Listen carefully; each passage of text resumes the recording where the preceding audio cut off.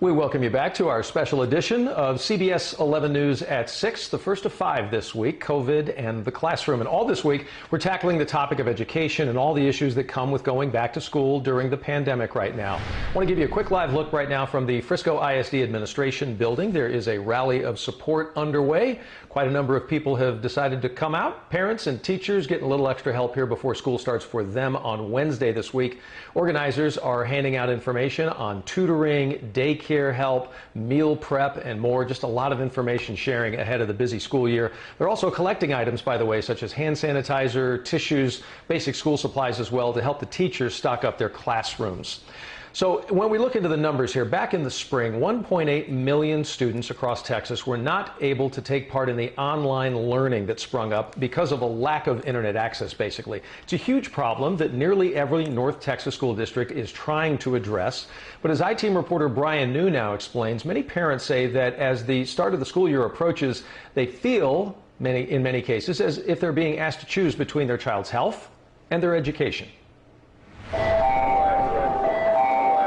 The option between going back to the classroom or staying at home to do school online, for some, I want my kids to get an education. Doesn't feel like much of a choice at all. On my end, I don't have that power because I don't have the internet. Last spring, when schools were forced online, Joanna Candias' kids fell behind.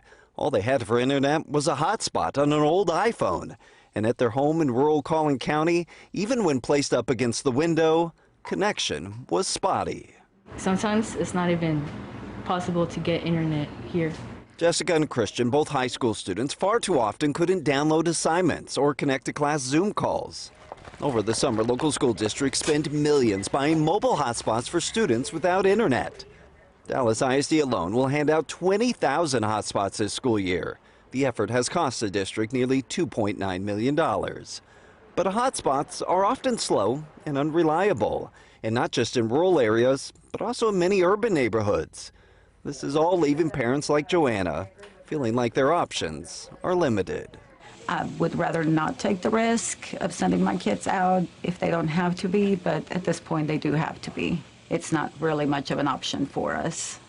So since the spring, the TEA and local school districts have set aside nearly $400 million to address what is often referred to as the digital divide. But coming up tonight at 10, we'll tell you why leaders and educators say more needs to be done to address this digital gap. With the I-Team, Brian New, CBS 11 News. Look forward to seeing you at 10, Brian. Thank you. Reliable internet, even have a quiet place to study, all issues that Oak Cliff nonprofit At Last was looking to address. If you don't recall, we did first introduce their urban boarding experience, as they're calling it, to all of you last year. This is where students basically attend their neighborhood schools, but they live on this At Last campus, as they call it, during the week. Evenings are filled with tutoring, they have regular meals, they have bedtimes. Construction on house number 1 is nearing completion. And then COVID ended up hitting back in the spring. Well, now scholars in residence will get some support for online learning during school hours as well. And there's already a push to accommodate other students in the community. We have been approached about expanding this remote learning support program to others.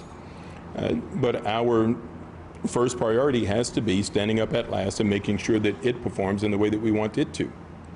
And we are happy to help as many others as we possibly can, because we want all impoverished children to have their best possible shot at success.